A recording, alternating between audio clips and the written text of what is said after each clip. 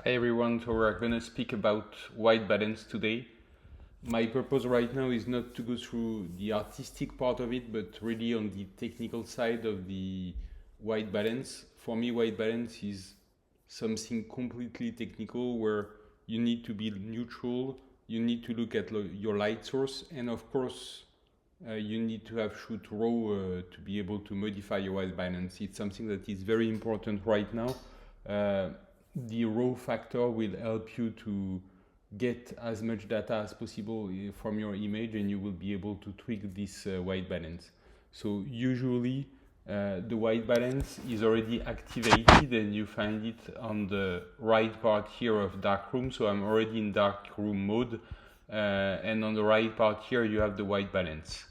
The white balance, usually it's really part of the classical workflow. So first of all, the exposure workflow, and for this I will refer to my previous video. Then you have the white balance part, and then usually I go through some color grading.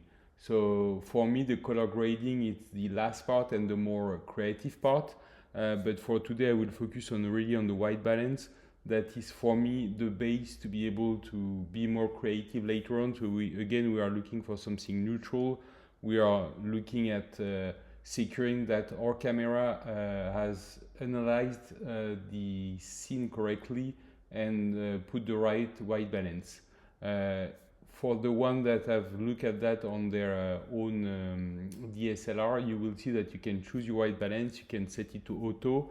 And here for this purpose of this video, I found back an old image taken in New York City in 2019, because I felt that the image from the previous tutorial was a little bit too easy for white balance. My camera already guessed perfectly the white balance from the outside. So here it's more tricky. You see that there is different light. So you have a blue type of light here, a more yellowish type of light here. So that's where we start. So if we open the white balance module here, so you just click on the white balance module, you have different views. The first one is to take the camera guess and to set it to what the camera, your camera guessed the shot with. So here you can see I shoot on the Nikon D750. I think it guessed pretty well, and it was pretty good with the different type of light. But still, you see here we speak for, when we speak about white balance, about temperature. So the temperature of the color. So here 3019, it's more or less a tungsten light.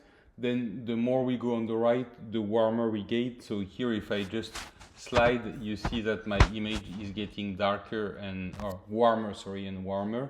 And then we'll see the tint. The tint for me, it's really something that you need to adjust very, very slightly. It's just moving from, as said here on the quick help, from magenta to green.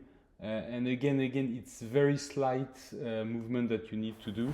So here I will reset to 0. So just to reset your slider, you just double click on it and it resets to the default value. And here you can see moving the tint. I will go a little bit on green side, or I will go a little bit on the magenta side. For me, again, it's very seldom that I would tweak this type of things. I usually tweak a little bit the temperature. So going back, I'm going back to the I would say white balance from the camera.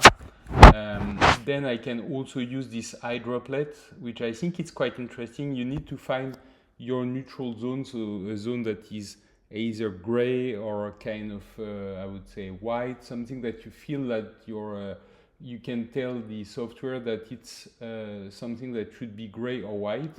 So here, for example, I already did the exercise.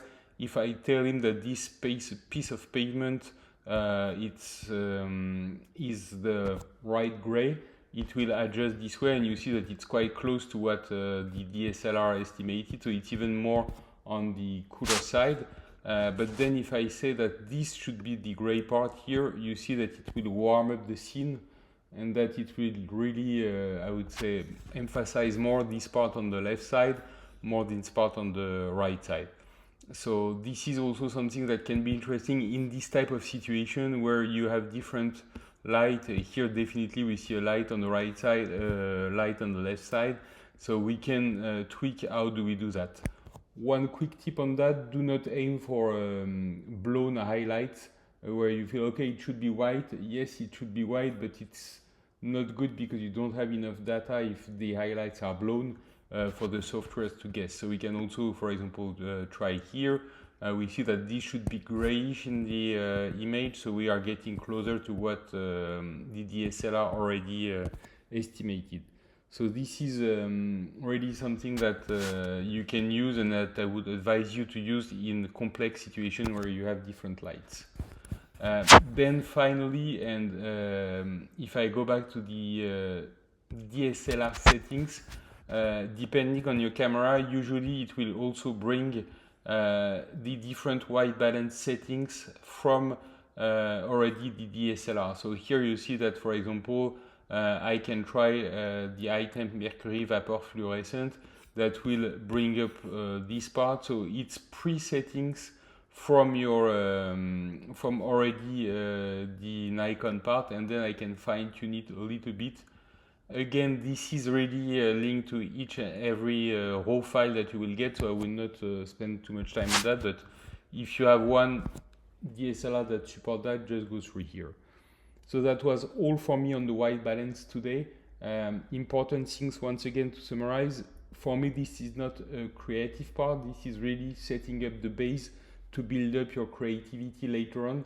So securing that what you capture and is represented correctly here, and then you can tweak by color grading, you can tweak by different things your image, but now the purpose is really to get as close as possible to reality and to get a good starting point for the creative part. A summary: the presets, some eye droplet here. So again, I choose whatever section of the picture I want to sample. And last but not least, what we did at the beginning, I can also tweak it manually and see a little bit if I want to move a little bit on the left or on the right. Same for the tint here. And if I have an issue, if I'm lost, I just double click and it goes back to the previous settings.